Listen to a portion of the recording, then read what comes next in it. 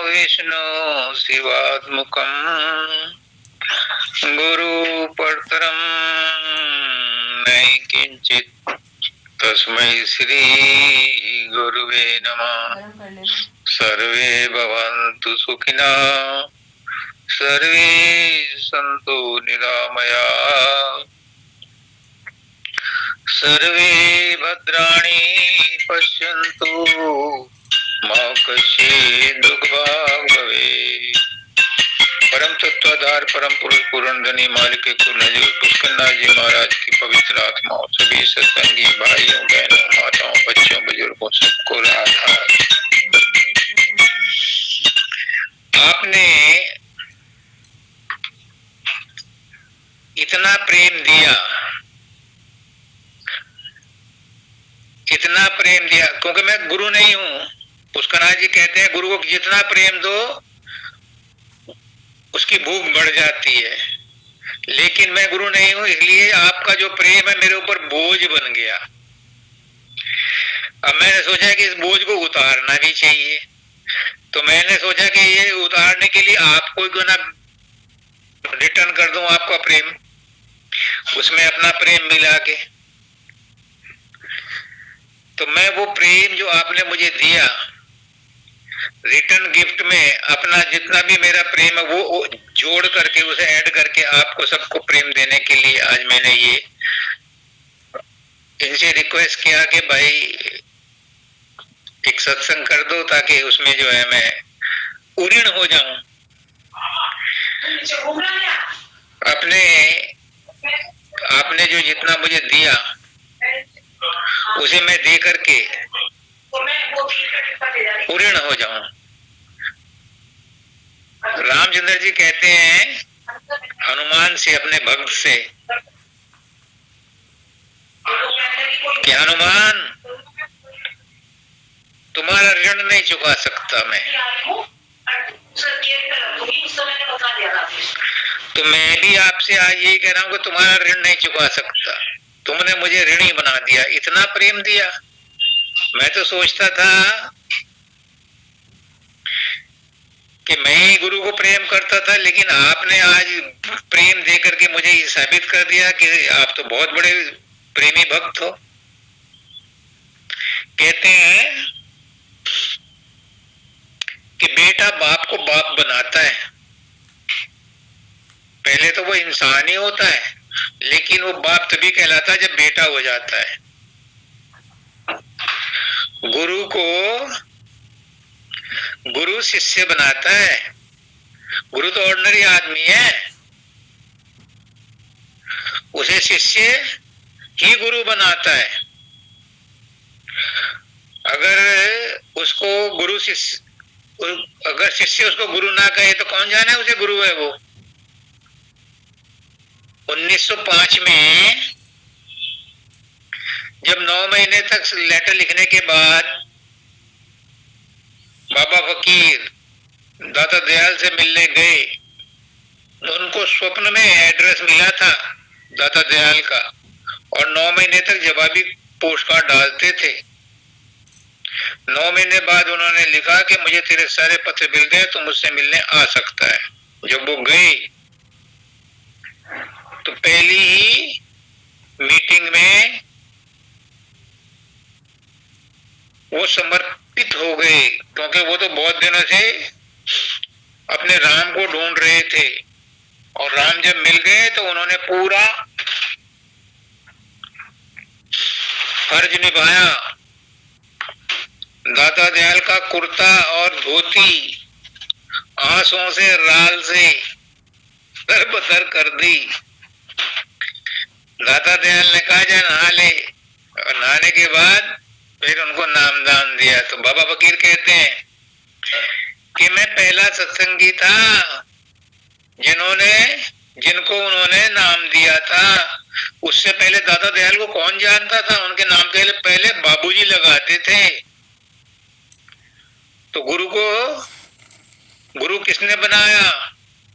दाता दयाल को गुरु किसने बनाया? परम दयाल जी ने, क्योंकि वो उनको गुरु मानते थे। उसके बाद तो वो और भी लोग उन्हें गुरु मानने लगे, लेकिन पहली बार पहले शिष्य परम दयाल जी बने।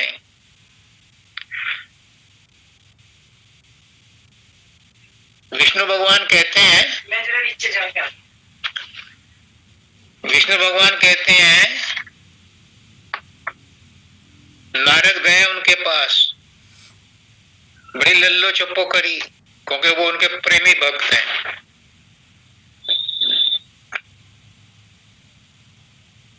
तो विष्णु भगवान ने पूछा, आज बड़े खुश हो, आज बड़े मक्खन लगा रहे हो, क्या बात है? तो उन्होंने कहा, भगवान एक रहस्य बताओ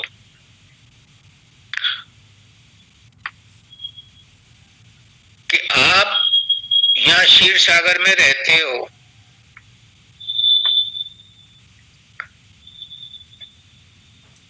मैं कैसे आपको हर समय याद रखूं, मैं कहाँ आपको ढूंढूं?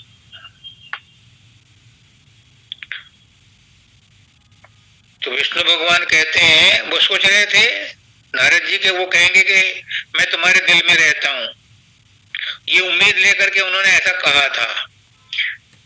मतलब ये छिपी हुई उम्मीद थी नारद की कि उसमें मेरा नाम आएगा। लेकिन विष्णु भगवान ने क्या कहा? विष्णु भगवान ने कहा, ना हम वसामी वैकुंठे, ना मैं वैकुंठ में रहता हूं, ना अहम वसामी वैकुंठे, योगी नाम हृदय च न, योगियों के हृदय में भी नहीं रहता हूं, तेरे हृदय में भी नहीं रहता हूं, भूल में मत रहना।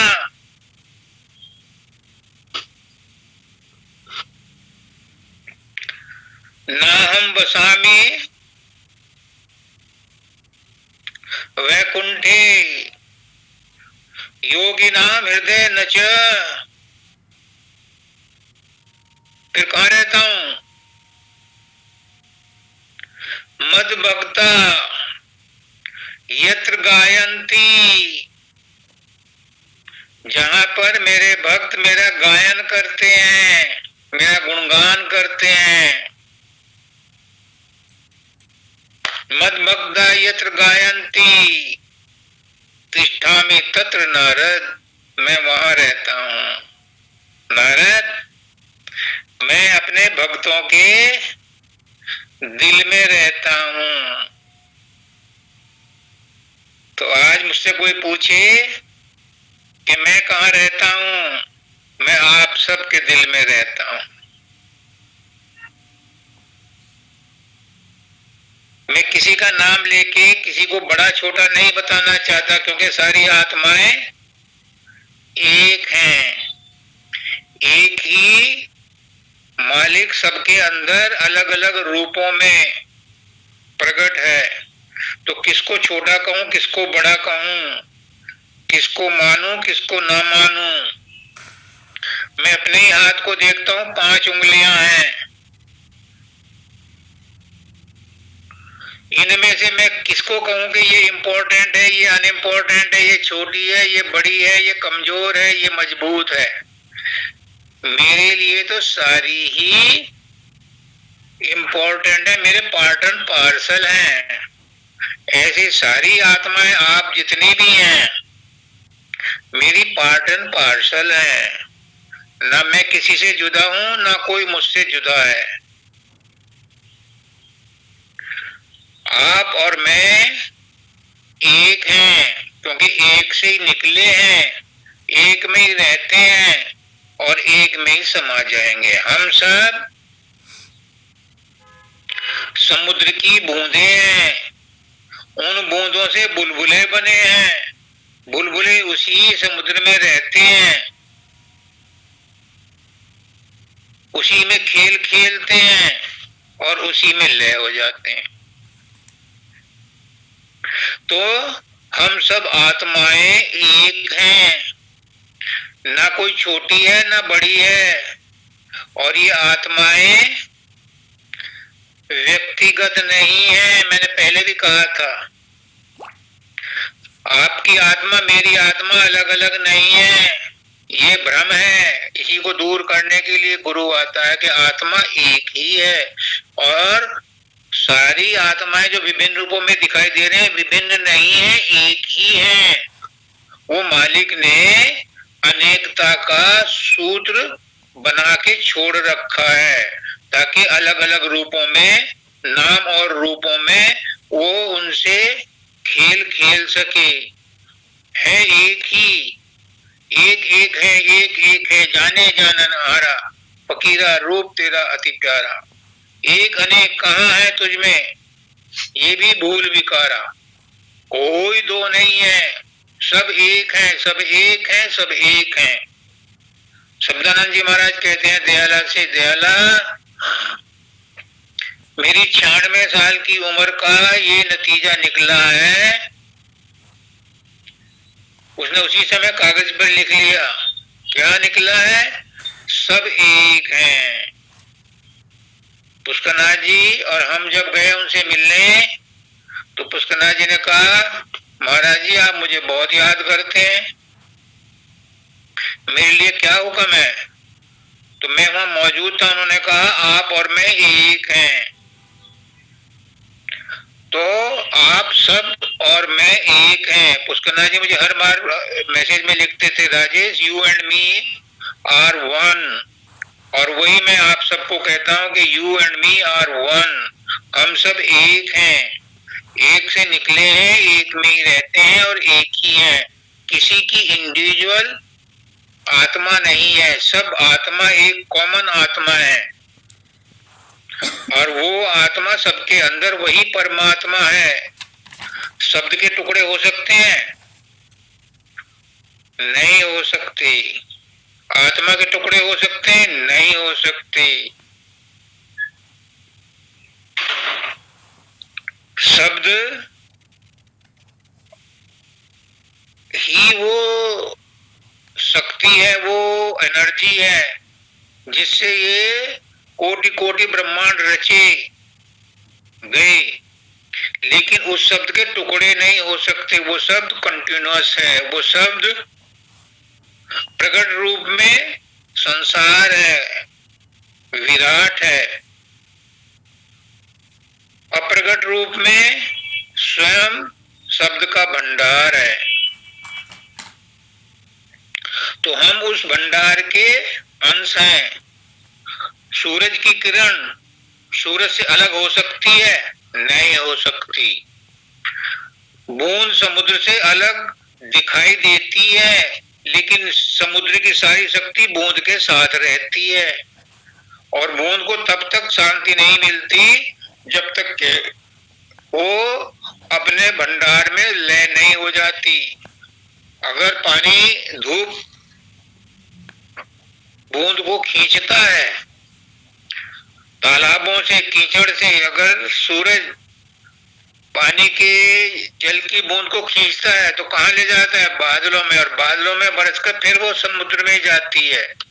तो जहां से वो निकली है वहीं पर जाना उसका अल्टीमेट एम है, और ये मालिक का गेम है उसे वहां पहुंचाना। तो आप लोग जो अलग अलग जगहों में, कोई कहीं है, कोई कहीं है, कोई कहीं है, कोई किसी रूप में, कोई छोटा है, कोई बड़ा है, ये शरीर के नाप है, छोटा बड़ा। शरीर की अवस्था तुम खुद महसूस करो।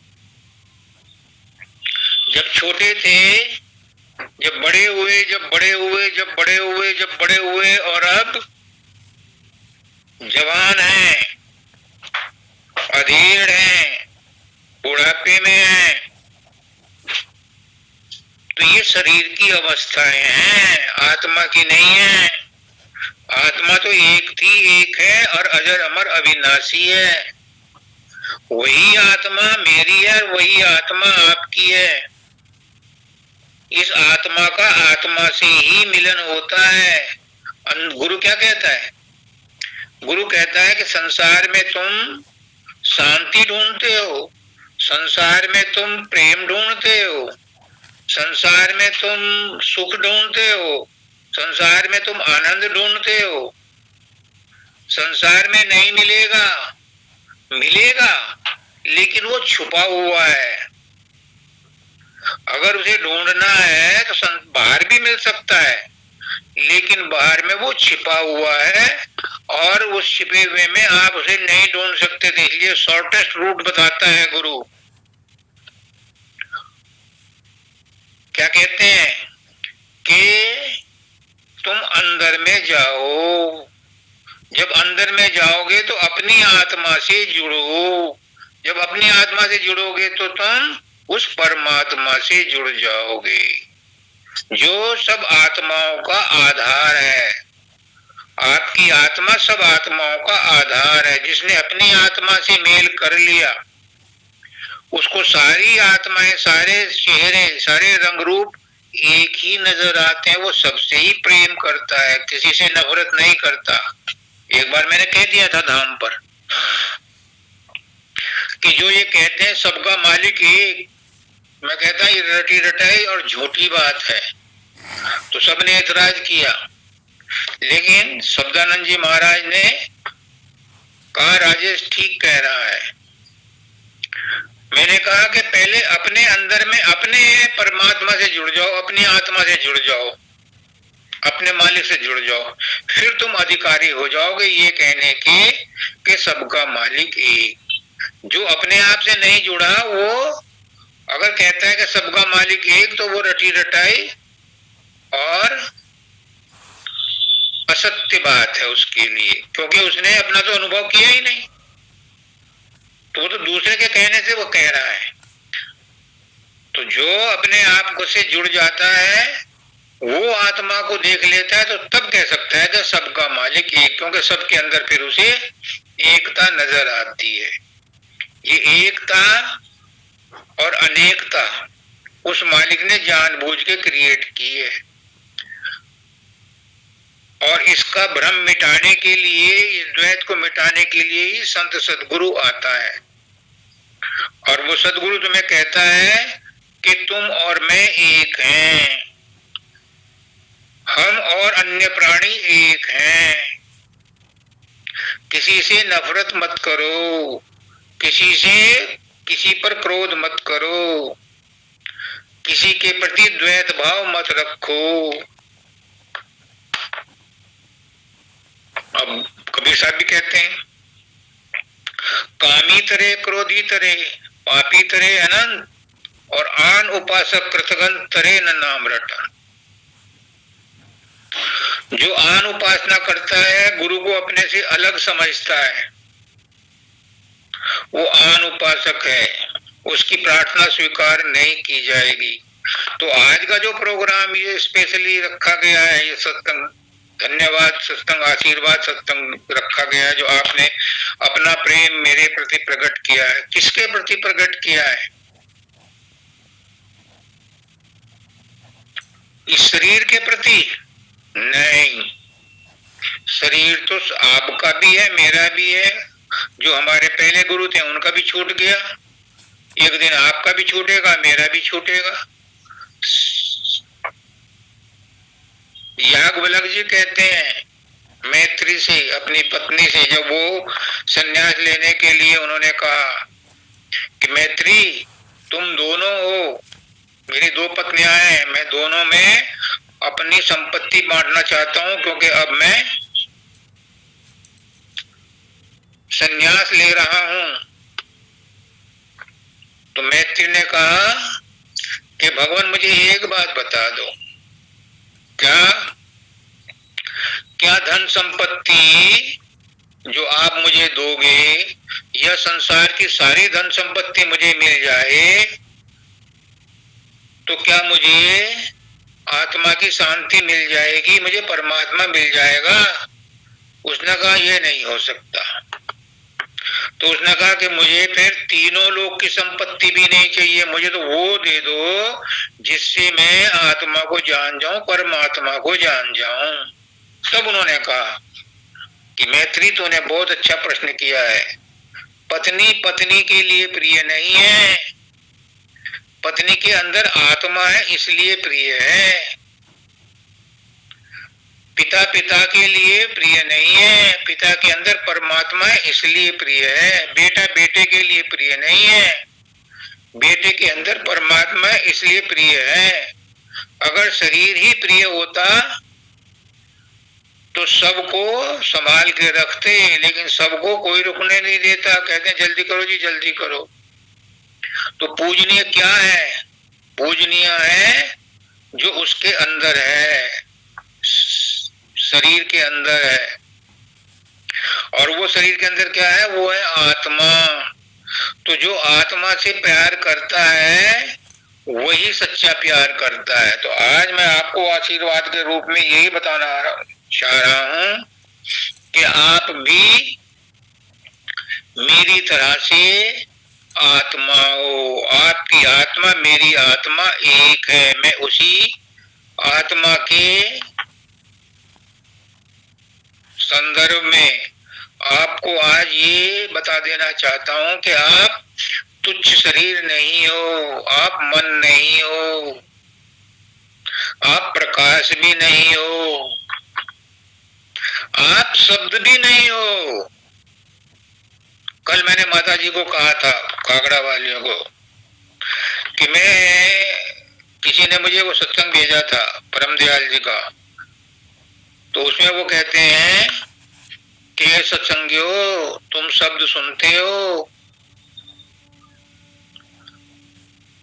घंटे सुनते हो, ध्वनि सुनते हो, मृदंग सुनते हो, किंगरी सुनते हो, सारंगी सुनते हो, सोहम बंसी सुनते हो, बीन सुनते हो। वो कहते हैं ये सब माया है। और मैंने माता जी से कहा, माता जी आप ये बताओ कि बाबा फकीर ने जब ये कहा है तो किसके पीछे कोई ना कोई सच्चाई तो होगी। सत्संग में तो उन्होंने बताया नहीं, परंतु आप ये सोच के बताओ कि सतलोक की बीन को भी उन्होंने माया कहा है। तो माता जी का थोड़ी देर बाद टेलीफोन आया कि उसका कारण ये हो सकता है कि जब तक हम सुनते हैं बीन को, चाहे अंदर से ही सुनते हैं, सूरत ही सुनती है, जब तक प्रोसेस में सुनते हैं तब तक वो माया है। जब उसमें गुम हो जाएंगे तो माया नहीं रहेगी। तो मेरे प्यारी आत्माओं, आप और मैं एक हैं, मैं और गुरु एक है, लेकिन जब तक हम उससे जुड़े नहीं हैं तब तक द्वैत है।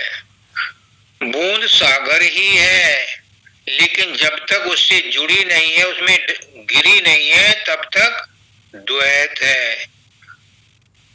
किरण सूर्य का ही अंश है, लेकिन जब तक वो उसके पास वापस नहीं जाती तब तक हम उसे अपने पास यहाँ सोलर पैनल में कैद कर लेते हैं। किरण को कैद नहीं कर सकते, उसके ताप को कैद करते हैं, तो वापस जाएगी क्योंकि उसी की अंश है। ऐसे ही लाख कोशिश कर लो। मैं आज स्टाम्प पेपर पे आप सबको लिख के देना चाहता हूँ, अभय करना चाहता हूँ। आपने मुझे इतना प्यार दिया है, आज मैं भी गुरु की शक्ति लेकर के आपको अभय कर देना चाहता हूँ। किसी की भी आत्मा हो, किसी की भी हो, चाहे कोई अपने आप को पापी समझता हो, कामी समझता हो, क्रोधी समझता हो, लोभी समझता हो, अहंकारी समझता हो, विषय वासना में कितना ही लिप्त हो, मैं आज डंके की चोट पर सबको लिख के देता हूं कि आपकी आत्मा पवित्र है और वो अपने मालिक परमात्मा से मिलेगी मिलेगी मिलेगी, ये मेरी गारंटी है। उसे कोई रोक नहीं सकता, क्योंकि आत्मा परमात्मा से बिना मिले रुक नहीं सकती, कहीं बीच में स्टॉपेज नहीं है। ये हमारा भ्रम है। हम बंधन में हैं। बंधन में कौन है ये भी स्पष्ट रूप से समझ लो आप। जब आपने इतना प्यार दिया है मुझे तो उसके बदले में मैं आपको रिटर्न गिफ्ट देता हूं। बंधन में कौन है? आत्मा बंधन में नहीं है। मेरी आत्मा मुक्त है, आपकी आत्मा भी मुक्त है, क्योंकि आत्मा ही परमात्मा है। बंधन में कौन है? बंधन में है सूक्ष्म शरीर, बंधन में है मन, बंधन में है चित्त, बंधन में है बुद्धि, बंधन में है हमारा अहंकार। ये लिंग शरीर है, ये सूक्ष्म शरीर है, ये बंधन में है। और यही हमें भ्रमित करता है कि हमारी आत्मा बंधन में, हमारी आत्मा ने पाप किया। आत्मा पाप कर ही नहीं सकती। निश्चिंत हो जाओ, निर्भय हो जाओ। अगर हमने ये मान लिया कि हम शरीर हैं तो तुमने बंधन ओढ़ लिया।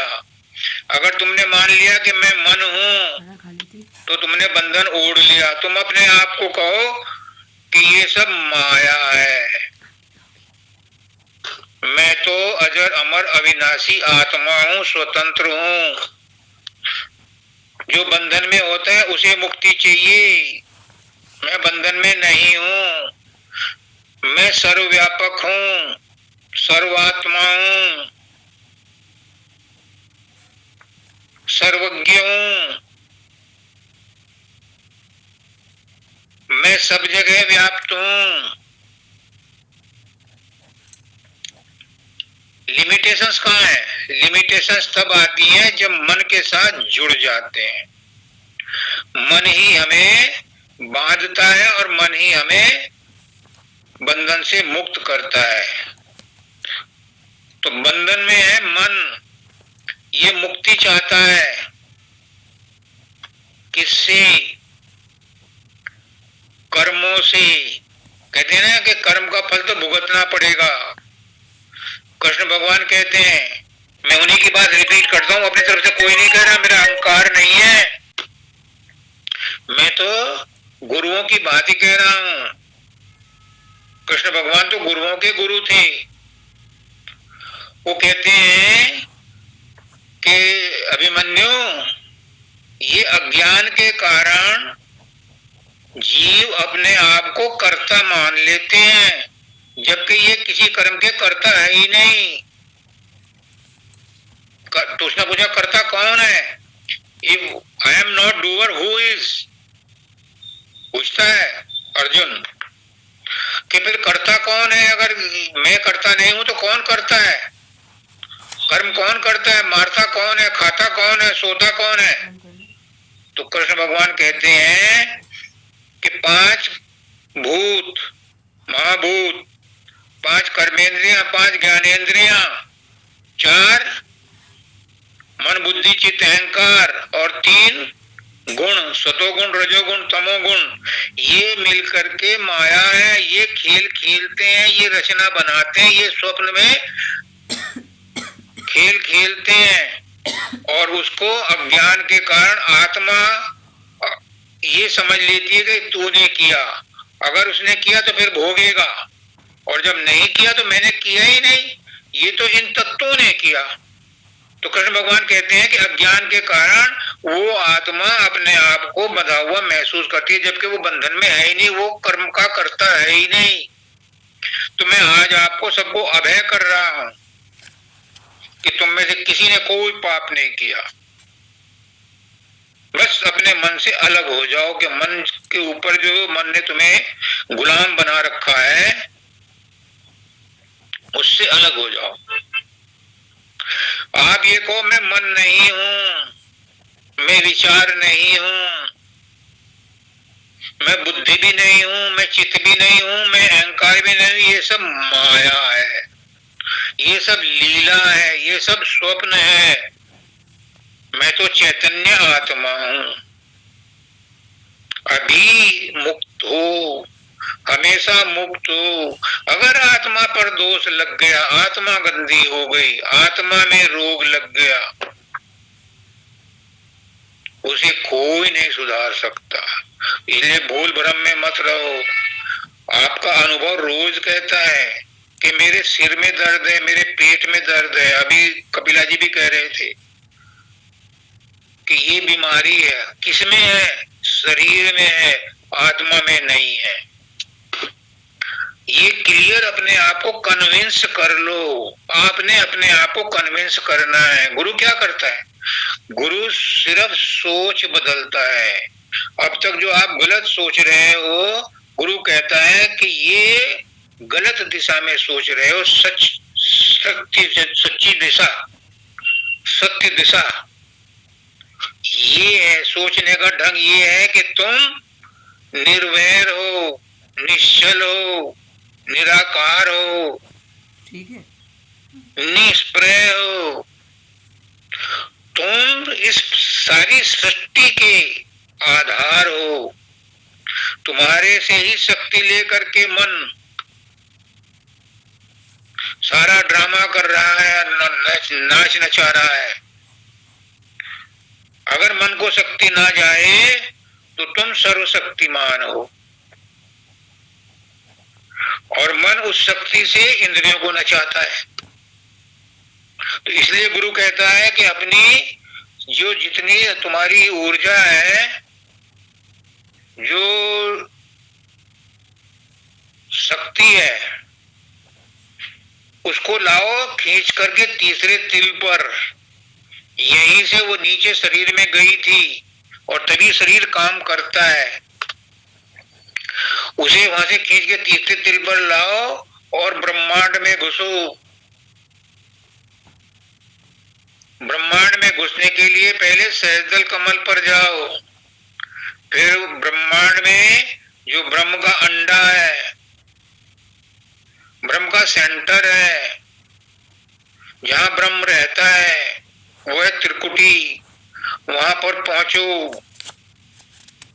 इस सब डोर के साथ में जो गुरु ने तुम्हें नाम दिया है, उसको रटते रटते जपते जपते फिर वहां पर मन शांत हो जाएगा।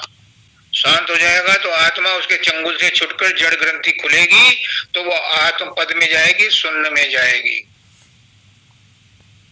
तब मन आपको विचलित नहीं करेगा। तब आपको अपने औकात पता चलेगी कि मैं कौन हूं। फिर जब वो भंवर गुफा में जाती है तो कहती है मैं वही हूं, मैं परमात्मा ही हूं। और जब सतलोक में जाती है तो परमात्मा से मिलकर के एक हो जाती है। फिर बोलती नहीं, बंद हो जाती है, उसकी गुम हो जाती है। तो तुम वही हो।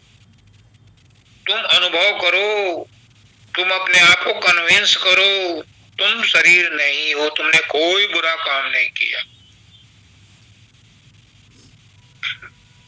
जो ये काम हुए हैं शरीर में तुम्हारे देखा देखी, ये सब प्रकृति ने करवाए हैं। अब कहते हैं कि हम प्रारब्ध कर्मों का फल भुगत रहे हैं। हाँ बिल्कुल ठीक है, भुगत रहे हैं। कौन भुगत रहा है? जिसने किया है वही भुगत रहा है। शरीर ही भुगत रहा है, मन भुगत रहा है, बुद्धि भुगत रही, चित्त भुगत रहा है, अहंकार भुगत रहा है। आत्मा तो अज्ञान के कारण घिसी पिटी जा रही है। आत्मा ने कोई कर्म नहीं किया। गुरु कहता है कि अपने ऊपर दया करो। अपने ऊपर क्या दया करो? अपने आप को शरीर मानना बंद करो, अपने आप को मन मानना बंद करो, अपने आप को दोषी मानना बंद करो, अपने आप को कर्ता मानना बंद करो। ये अपने ऊपर दया करो। मनुष्य जन्म इसीलिए मिला है कि इसमें तुम्हें विवेक मिला है। ये विवेक ही परमात्मा की सबसे ज्यादा बढ़िया देन है। इस विवेक से विचारो कि गुरु ने जो अभी कहा है ये कितना सच है, कितना गलत है। अगर तुम्हारी सोच तो तुम में से कोई भी बंधन में नहीं रहेगा। बाबा फकीर कहते हैं, चाहे तुमने सुमरन ध्यान नहीं किया, समाधि ध्यान नहीं लगाए, दान दक्षिणा नहीं दी तुमने, और योग साधन नहीं किए, लेकिन तुम्हें गुरु की एक बात याद रह गई। अंत समय में अगर तुम्हें ये समझ में आ गया कि जितना भी रूप रंग मेरे सामने प्रकट हो रहे हैं आखिरी समय में, ये सब माया है, ये सच नहीं है, तो तुम कहाँ जाओगे? तुम उस परमात्मा में ही जाओगे, क्योंकि तुम विशुद्ध आत्मा का साक्षात्कार करके परमात्मा में ही लीन हो जाओगे, क्योंकि माया का पर्दा तुमने हटा दिया। और दूसरी तरफ तुमने कितने ही समाधि ध्यान लगाए, कितने ही योग साधन किए, कितने ही निष्काम कर्म किए, कितने ही भक्ति की, कितना ही ज्ञान इकट्ठा कर लिया, लेकिन तुम्हारे मन में संसार के प्रति आसक्ति है, तुम्हें संसार की वस्तुएं अच्छी लगती हैं। भूल जाओ, मुक्ति नहीं मिलेगी, क्योंकि वो चीजें तुम्हें खींच करके तुम्हारी आत्मा के ऊपर वजन पड़ जाएगा और वो तुम्हें नीचे ही रखेंगी। मन जो हमारा सूक्ष्म शरीर है वो भारी हो जाएगा, वो छोड़ के जाएगा ही नहीं, आत्मा उसके साथ में अज्ञान के कारण लिपटी रहेगी। इसलिए आज मैं आपको रिटर्न गिफ्ट में कहता हूं कि अपने आप को पहचानो, तुम तुच्छ जीव नहीं हो, तुम अजर अमर अविनाशी आत्मा हो, तुम मेरी ही आत्मा हो, तुम मैं ही हो और मैं तुम ही हो। कोई फर्क नहीं है किसी आत्मा में, सब आत्माएं एक है, शरीरों में फर्क है, मन में फर्क है, आत्मा आत्मा में कोई फर्क नहीं है। जैसे अच्छा इसका उदाहरण अब प्रैक्टिकल, ये तो थ्योरी हो गई, अब प्रैक्टिकल बताता हूं। सोने का कंगन, सोने के कड़े, सोने के कुंडल क्या है? नाम अलग अलग है, लेकिन है क्या? है सोना ही। पहले भी सोना थे, विभिन्न रूपों में आज भी सोना ही है, और जब गल जाएंगे तो फिर सोना ही हो जाएंगे। तो तुम आत्माएं क्या हो? परमात्मा का ही अंश हो। पहले भी परमात्मा का अंश थी हम सब, अभी भी वर्तमान रूप में। जब उसने कहा मैं एक से अनेक हो जाऊं, तो अनेक रूपों में कौन है? वही छोटे रूप में आत्मा कहलाता है, बड़े रूप में परमात्मा कहलाता है। हम माइक्रो हैं, वो मैक्रो है, पर हैं उसी के अंश, टुकड़े नहीं है, उसी के जैसे हैं, बस छोटे रूप में, वो बड़े रूप में। जब हम उसके साथ मिल जाएंगे तो हम भी सर्वशक्तिमान हो जाएंगे। अभी हमारी सीमाएं हैं, क्योंकि हम इस शरीर के अंदर सीमा में बंधे हुए हैं। जब हम शरीर को शरीर मानना बंद कर देंगे, मन को अपना मानना बंद कर देंगे, तो हम भी असीमित हो जाएंगे, असीम में मिल जाएंगे।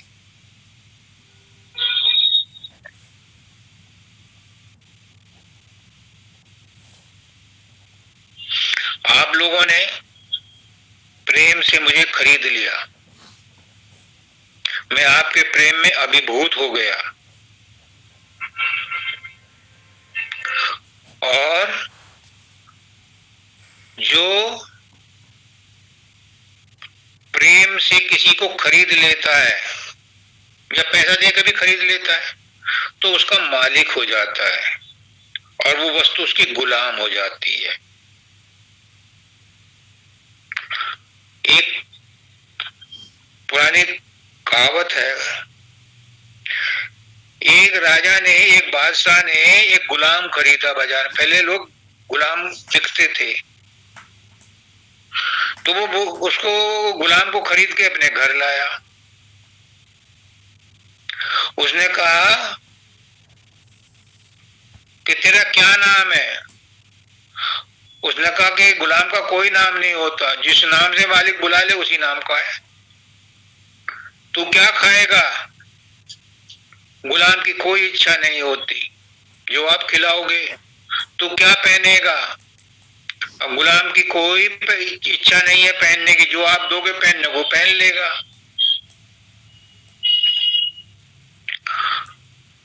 दो चार दिन हो गए, वो राजा बादशाह उससे बड़ा प्रभावित हुआ। एक दिन कोई राजा का मिलने वाला आया और गुलाम से कहता है कि इतने बड़े राजा का तू गुलाम है, नौकर है, क्या पहन रखा है तूने? उसने कहा कि मैं तो गुलाम हूं, ये तो मेरे मालिक को पता है।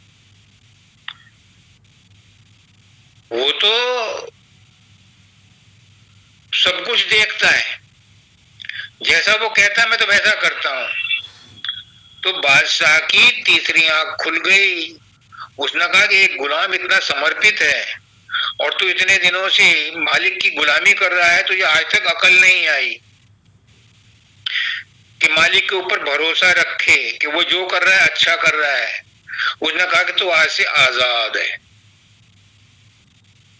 तो आज आपने मुझे गुलाम बना लिया, अब आपके लिए मैं वो करूंगा जो आप चाहोगे। मेरी अपनी कोई हस्ती नहीं है। मैं पहले कह चुका हूं कि मेरी आत्मा आप लोगों की आत्मा के साथ मिलकर के एक है। एक नहीं है मिलकर, एक ही थी, एक ही है और एक ही रहेगी। मुझे पता है, आपको नहीं पता, इसलिए आज ये रिटर्न गिफ्ट दे रहा हूं कि आप भी पहचानो कि आप और मैं एक हैं। मुझे पता है, मैं जानता हूं, इसीलिए मैं हर एक से प्यार करता हूं।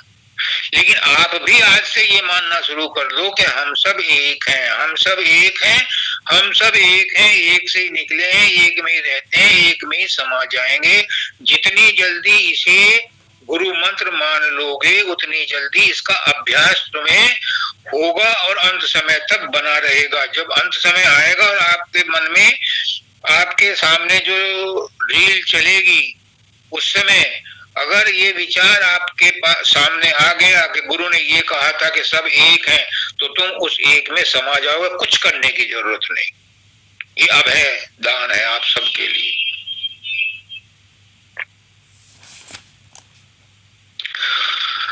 तुम्हें और क्या दें हम दिल के सिवाय, तुमको हमारी दिली आशीर्वाद लग जाए।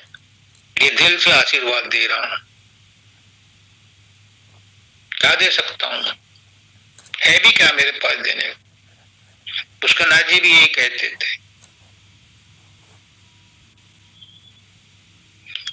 कि राजेश, तू ये सब कुछ दे दिया, अब मैं प्रसन्न हो गया तो मैं तुझे और क्या दे दूं?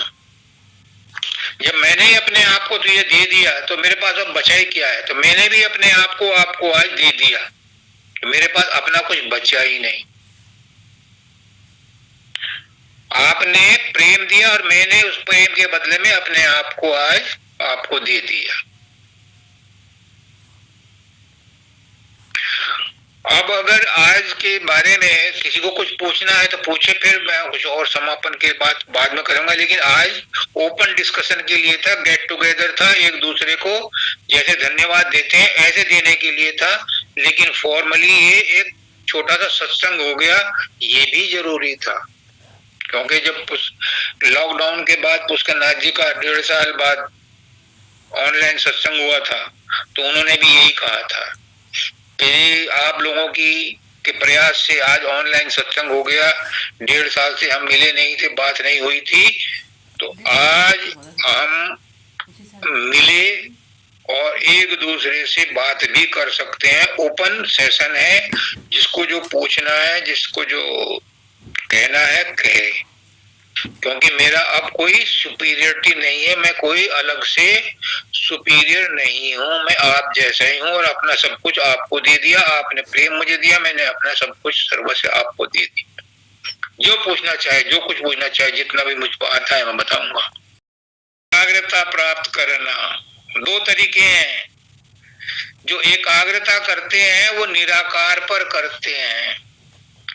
किसी ऑब्जेक्ट को, निराकार को उन्होंने अपने मन में रखा और उसके ऊपर इतना सोचते हैं, इतना सोचते हैं, इतना सोचते हैं कि सब कुछ भूल जाते हैं। उस ऑब्जेक्ट को अपने ध्यान में रखते हैं और उस पर इतनी एकाग्रता करते हैं, इतनी एकाग्रता करते हैं कि सब कुछ भूल जाते हैं।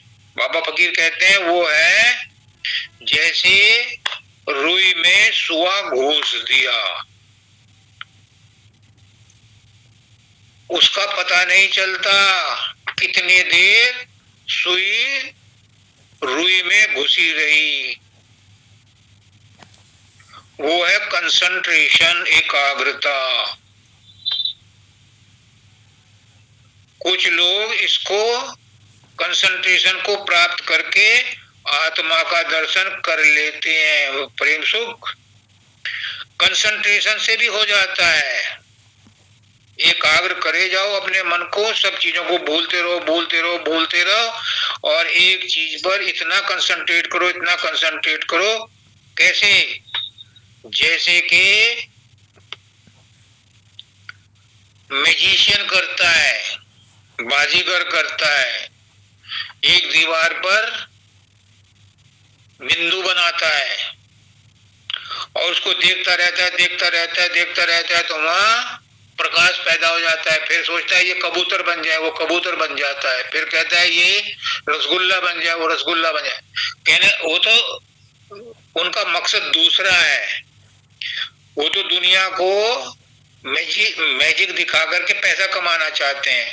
कंसंट्रेशन का मतलब ये नहीं है।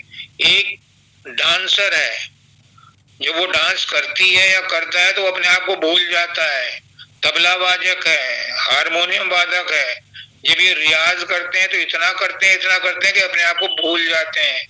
वैज्ञानिक है, वो अपनी लेबोरेटरी में लगा रहता है, लगा रहता है, उसे यही पता नहीं कि चाय आई ठंडी हो गई, कोई आया आया कि नहीं आया। एक नाम सुना होगा तुमने, दत्तात्रेय।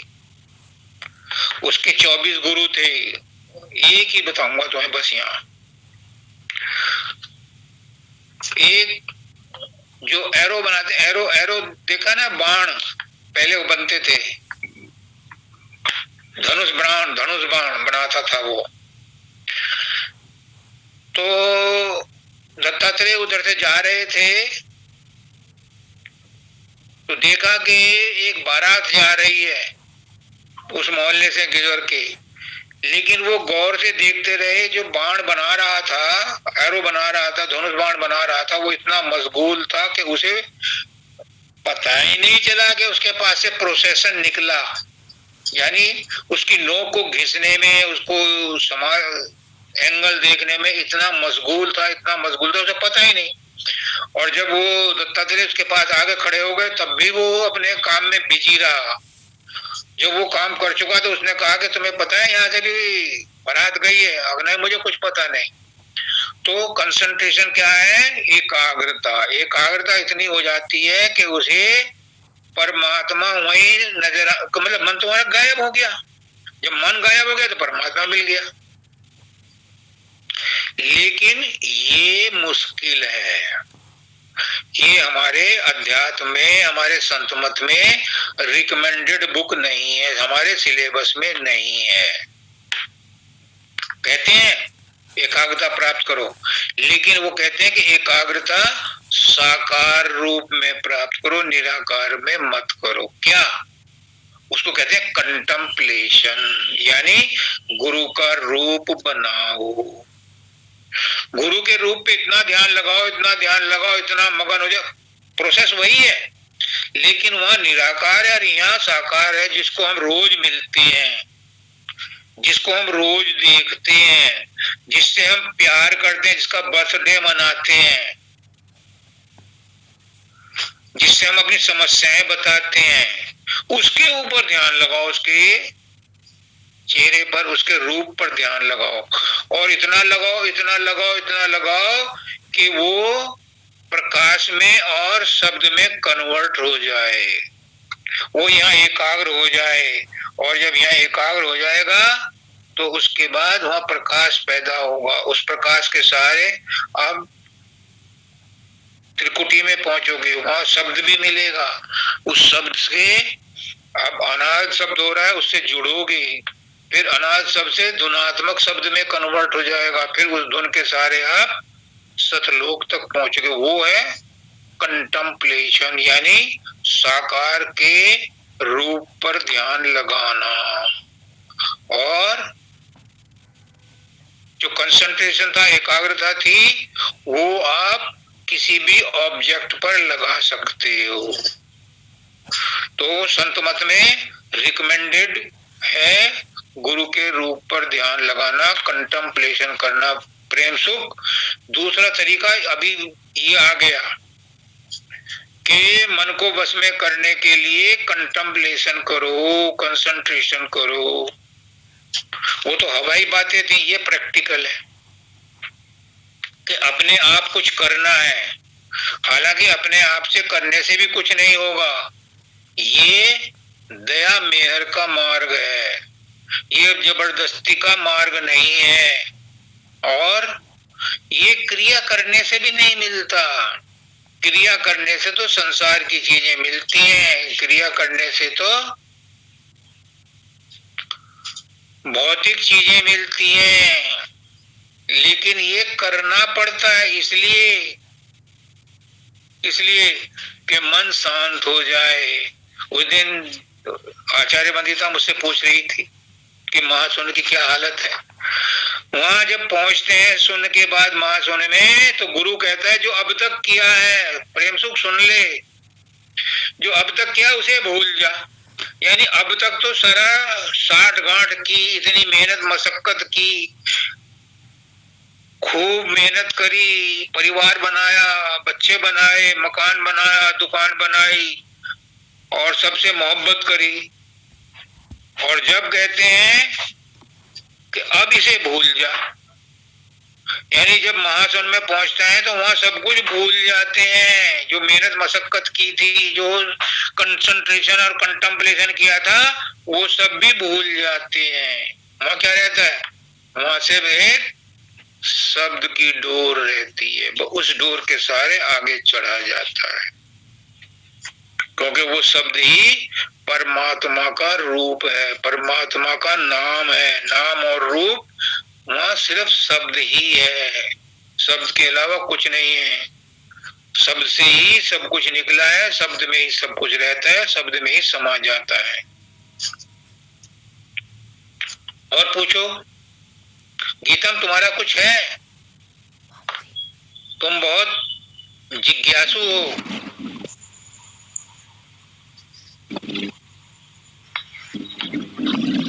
कौन सी समस्या है जो तुम्हारी सुलझ नहीं गई? गुरुदेव, हमारा तो केवल प्रेम पर ही आधारित है। हम सब प्रयास भी अपना मत करो। ये समझो कि मैं जो कुछ कर रहा हूँ गुरु के लिए कर रहा हूँ, परमात्मा के लिए कर रहा हूँ। अपना मान के चलोगे तो वो कर्म हो जाएगा, उसमें त्रुटियां रह जाएंगी। अपना मत मानो, प्रयास करो। भगवान कहते हैं अर्जुन को, तो खाता है, जो पीता है, जो तप करता है, जो ध्यान लगाता है, जो लड़ता है, जो मारता है, सब मुझे अर्पण कर दे। तो आप जो भी प्रयास करते हो ये समझ के करो कि मैं गुरु को अर्पण करूंगा, ये कर देता हूँ, हर काम गुरु को अर्पण कर। प्रयास तुम्हारा नहीं रहेगा, तुम करता नहीं रहोगे, उससे बरी हो जाओगे और तुम्हें मन की शांति मिल जाएगी। क्यों? में कब फंसाता है? फंसाता है जब तुम कहते हो मैंने कर्म किया, बस तुम फंस गए। वो भी तुम करो, भाई उठो, बैठो, बैठक लगाओ, खाओ, ये मत फिरो डंडा लेके। शब्द हो रहा है वो होगा, उसकी ड्यूटी है, वो 24 घंटे हो रहा है। तुम सुनो या मत सुनो, वो तो हो रहा है। डॉक्टर लगाते हैं माला आपके शरीर में, देखते हैं सब जगह शब्द हो रहा है, तो शब्द तो हो रहा है, वो कहीं कम या ज्यादा नहीं है। लेकिन हमारी तवज्जो, हमारी अटेंशन वहां नहीं है, इसलिए ऐसा लगता है कि कभी आता है, कभी जाता है, कभी बीन होती है, कभी नारंगी होती है, कभी घंटा बजता है, कभी कुछ होता है। उसके पीछे डंडा लेके मत फिरो, कहीं एक जगह टिक जाओ। चाहे यहाँ टिक जाओ, यहाँ टिक जाओ, कहीं भी टिक जाओ, एक जगह टिक जाओ अंदर में, और जो भी हो रहा है उसे साक्षी बन करके देखो। ये पकड़ने की कोशिश मत करो, वो हाथ में नहीं आएगा। आज से ये काम करना शुरू करो, उसे पकड़ने की कोशिश मत करो। दूर से देखो, चिड़िया आती है घर में, अच्छी लगती है, दूर से देखो, पकड़ने की कोशिश मत करो, उड़ जाएगी। तो शब्द सुनो, दूर से ही सुनो, अपने आप पास आएगा। जितनी कंसंट्रेशन बढ़ेगी, जितनी एकाग्रता बढ़ेगी, वो अपने आप आएगा। वो आपकी ही चीज है।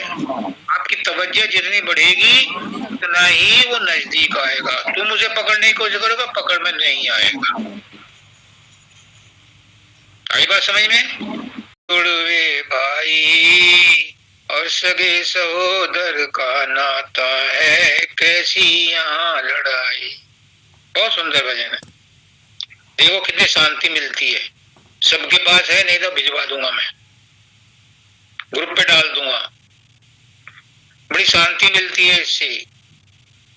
जगदम्बा के गर्भ निवासी हम सब जुड़वे भाई, सगे सहोदर का नाता है, कैसी यहाँ लड़ाई। ठीक है, तो मैं आप लोगों का बहुत बहुत धन्यवाद देता हूँ, अपनी आत्माओं का, जिन्होंने मुझे इतना प्यार दिया। मैं तो उसके बदले में कुछ भी नहीं दे सकता, लेकिन फिर भी आपको, अपने आप को ही दे रहा हूं। आपकी यात्रा सफल हो। हम सब उसी मंजिल के यात्री हैं, सबको वहीं जाना है। मैं चाहता हूं कि सब अपनी मंजिल पर इसी जन्म में पहुंच जाए, क्योंकि गुरुओं ने हमें सारा ज्ञान दिया है। उस ज्ञान को अब रिवाइज करना है। संसार की माया में नहीं फंसना है। संसार में अब बहुत फंस लिए, अब इससे हमें उपराम होना है, अपने घर वापस जाना है। सब रिजोल्यूट करो, अपने आप को निर्णय करो, संकल्प लो कि हमें वापस जाना है। आप लोगों की बड़ी महिमा है। आप लोगों की महिमा का गाना है कठिन, पहुंचने वाले कहाँ। आप तक है मनवाणी और वचन। मेरे मनवाणी वचन कहाँ तक आप लोगों का पास जाएंगे। आपकी महिमा बहुत जबरदस्त। क्यों? क्योंकि आप परमात्मा ही हो। तो परमात्मा की महिमा का गाना बहुत कठिन है। आप सब गुरु हो, गुरु की महिमा का गाना कठिन है। आप सब पोटेंशियल गुरु हो, संभावित गुरु हो, पूर्ण गुरु हो, पूर्ण आत्मा हो, सर्वशक्तिमान हो, सर्वव्याप्त हो, सर्वगुण संपन्न हो। बस अपने अज्ञान को मिटा दो। अपने आप को ये समझो कि मैं शरीर नहीं हूँ, मैं मन नहीं हूँ, मैं उसी अजर अमर अविनाशी का अंश हूँ। आप और मैं एक हैं, हम सब एक हैं, हम सब एक हैं, हम सब एक हैं। सबको राधा स्वामी। जिस तरह से रामचंद्र जी जब अयोध्या आए वापस लौट के, तो सारे नगर के आदमी उनसे मिलने आए, तो वो एक से अनेक हो गए। जब से मिलने के लिए वो अनेक रूपों में प्रकट हो गए। इसी तरह से जिन ने इस वीडियो को बनाने में सहयोग किया, मैं भी एक से अनेक होकर के सबके साथ में मिल गया, सबको अपने आप को अर्पण कर दिया। सबको राधा स्वामी। राधा